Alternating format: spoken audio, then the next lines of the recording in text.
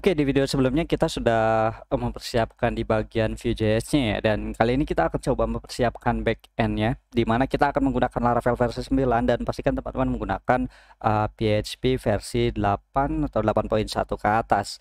Dan yang akan kita persiapkan di sini adalah untuk proses autentikasinya, di mana kita akan menggunakan Fortify dan menggunakan Sanctum. Jadi untuk autentikasi pada SPA atau pada view kita akan menggunakan cookie based bukan token based. Dan ya, kalau misalkan teman-teman perhatikan atau bisa baca lebih lanjut, cookies based itu lebih aman daripada kita menggunakan token, karena memang ya validasinya hanya ada di dalam server side saja. Jadi di klien ini tidak akan membawa token.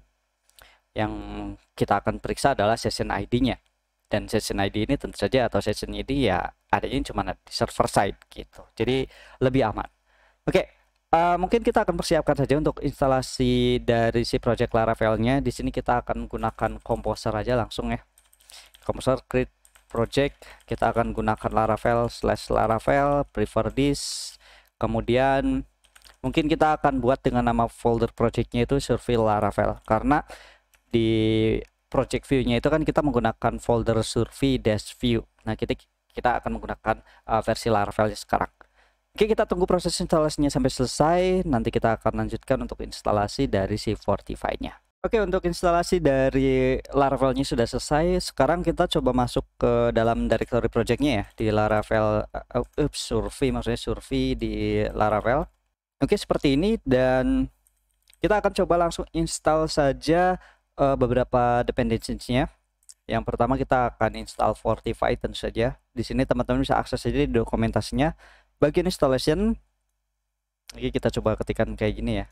Composer require Laravel Fortify.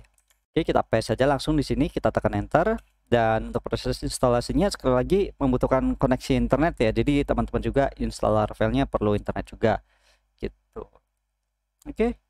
Dan kalau misalkan sudah, nanti kita akan coba publish. Oke, beberapa file yang didukung oleh Fortify ini, teman-teman tinggal jalankan aja ini ya, vendor publish milik Fortify Service Provider. Kita coba paste di sini langsung, kita tekan enter.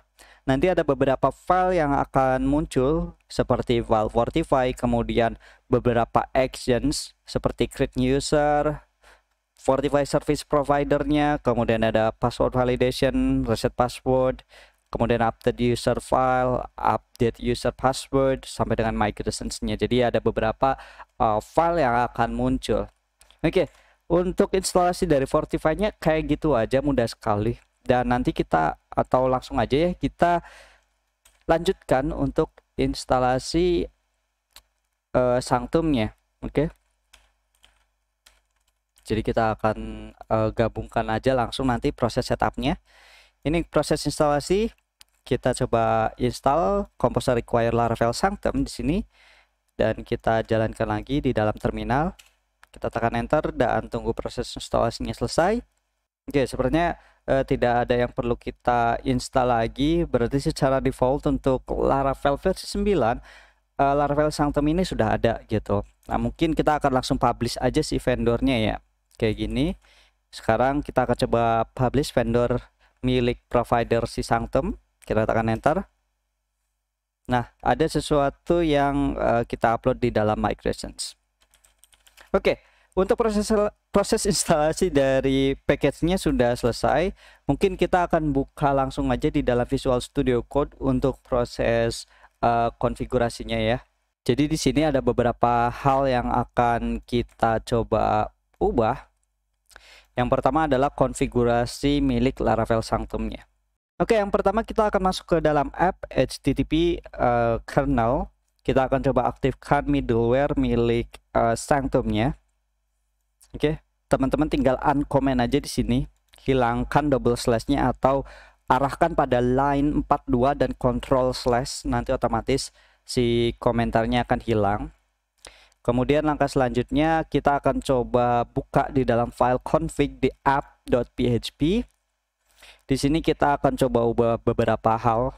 Yang pertama, mungkin ini nggak harus banget kita ubah, tapi perlu teman-teman tahu aja ya, kalau misalkan ketika kita ingin mengubah time zone, kita ubah UTC ini dengan Asia Jakarta atau sesuai dengan lokasi teman-teman. Ini kita bisa ubah, nanti kita akan coba ubah langsung ya di file env selanjutnya. Kemudian di sini kita akan coba tambahkan class service provider. Di sini di baris 170 di file app.config atau app.php di dalam folder config kita tambahkan seperti ini. Sebenarnya source code ini juga teman-teman bisa buka di dokumentasi Fortify, ini ada. Teman-teman bisa copy paste saja. Oke. Dan langkah selanjutnya kita akan konfigurasi di bagian course. Bagian course ini bisa dibilang seperti guard, atau kita akan mengidentifikasi URL mana saja yang bisa diakses oleh aplikasi di luar dari backend-nya. Jadi kalau misalnya kita memiliki aplikasi klien dan akan melakukan request, nah path apa aja yang boleh kita akses, kira-kira kayak gitu. Karena yang paling penting untuk course ini adalah untuk proses autentikasi dan seluruh URL yang ada di dalam API, karena nanti pada saat kita akan coba lakukan registrasi, kemudian kita akan melakukan ya untuk mengupload data survei atau kuesioner, nantinya akan berada di si API ini ya, API slash selanjutnya URL-nya apa gitu. Nah, kita akan coba tambahkan seperti ini. Kita update path-nya. Jadi selain ada API dan sanctum CSRF cookie, kita akan masukkan untuk proses login, proses logout, register, kemudian apalagi forgot password, reset password, dan semua ini yang dimiliki oleh Fortify. Jadi kita perlu allow, perlu kita perbolehkan untuk kita akses. Dan ya, teman-teman bisa tambahkan aja seperti ini. Oke. Dan yang terakhir di sini kita akan coba ubah support kredensialnya menjadi true, karena kita akan menggunakan autentikasi tentu aja di dalam sanctum ini atau di dalam course-nya. Oke, ini untuk konfigurasi milik sanctumnya. Nah, langkah selanjutnya itu kita akan coba lakukan konfigurasi untuk bagian Fortify-nya. Jadi Fortify ini yang akan mengatur service apa saja sih yang akan kita gunakan. Teman-teman lihat aja di bagian config ada Fortify. Kita scroll ke bawah, kita cari di bagian views. Oke, langsung aja teman-teman sebenarnya bisa aja ya baca-baca maksudnya masing-masing konfigurasi ini untuk apa. Apakah kita bisa menerapkan domain atau subdomain khusus untuk proses autentikasi, atau kita berikan path atau prefix, itu bisa kita lakukan. Semisal untuk login itu kita tambahkan kayak out/login, out/register, atau domain khusus, itu bisa kita definisikan ya. Middleware-nya juga kita bisa custom kalau misalkan nggak mau pakai web, dan ada limitersnya juga. Nah, yang paling penting ini sih sebenarnya untuk konfigurasi views kita akan ubah menjadi false. Kenapa? Karena untuk user interface untuk melakukan login dan register itu kan kita akan gunakan project view. Jadi bukan project Laravel atau di dalam servernya itu sendiri atau di dalam project Laravelnya itu sendiri.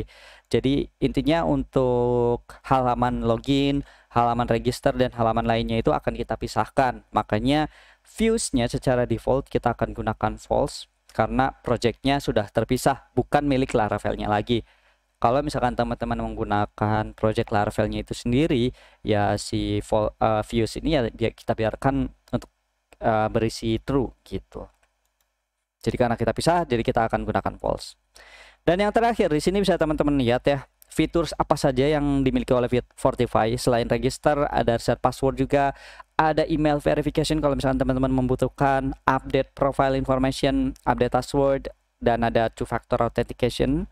Dan hal ini tidak kita gunakan karena kita akan menggunakan aplikasi sederhana saja ya, nggak terlalu banyak fitur. Update password juga kayaknya nggak kita pakai dulu, dan update profile juga nggak ada. Jadi hanya kita gunakan untuk proses registrasi, login, dan logout saja. Dan kalau misalkan teman-teman ingin kembangkan nanti bisa banget. Itu yang penting teman-teman tinggal ikuti secara ya bertahap, nggak di skip. dan teman-teman perhatikan aja flow-flownya gitu. Oke, ini untuk config Fortify-nya sudah, dan yang perlu kita ubah lagi adalah di bagian middleware di file authenticate. Nanti di sini kita akan ubah ya. Kalau misalkan kita sudah melakukan login, itu redirect-nya itu enggak di dalam root login milik Laravel, tapi kita akan coba arahkan ke URL application SPA kita yang nantinya akan diwakili di dalam file env dari variable app SPA URL. Nanti kita akan definisikan dengan localhost portnya 3000 sesuai yang dimiliki oleh Vue. Oke, kayak gini. Dan selanjutnya di bagian redirect if authenticate. Kalau ini untuk mengecekkan kalau misalkan kita belum melakukan autentikasi, nanti akan di redirect ke login gitu. Dan kalau misalkan udah autentikasi dan memaksa ke halaman seperti login dan register, nanti kita akan coba redirect ya, atau kita akan berikan pesan bahwa kita tambahkan if kayak gini. Kalau misalkan requestnya itu berupa JSON, kita akan coba return response JSON bahwa ya kita sudah melakukan autentikasi, jadi kita nggak perlu lagi akses atau masuk ke dalam halaman login atau register atau halaman outline-nya gitu. Kalau misalkan teman-teman udah login ya, sekali lagi. Oke, udah sih gini aja untuk beberapa file yang diubah. Cukup panjang banget, dan jangan lupa sebenarnya teman-teman bisa akses aja di link repositorinya ya di GitHub ID Stack. Teman-teman nanti tinggal akses saja atau tinggal periksa aja apa aja yang diubah sesuai dengan video. Oke, mungkin kita bisa kembali lagi untuk mengubah file.env-nya sekarang. Nah, tadi apa aja yang udah diubah? Yang pertama itu kita sudah mengubah app time zone-nya ya. Kita akan tambahkan aja di sini. Kemudian kita akan tambahkan SPA URL. Kayak gini. Ini digunakan untuk proses authenticate. Jadi kalau misalkan udah atau belum melakukan autentikasi, nanti kita akan arahkan ke localhost port 3000/login gitu untuk proses autentikasi.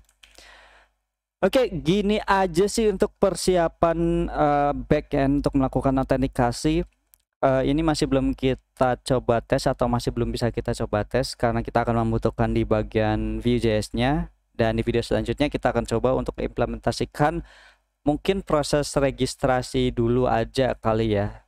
Jadi kita akan coba lakukan proses registrasi menggunakan project Vue yang sebelumnya sudah kita buat. Tapi sebelum itu pastikan kita melakukan migration terlebih dahulu.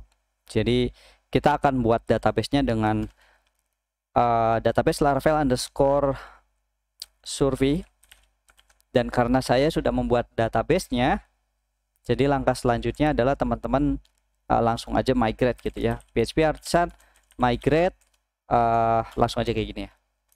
Oke, fresh.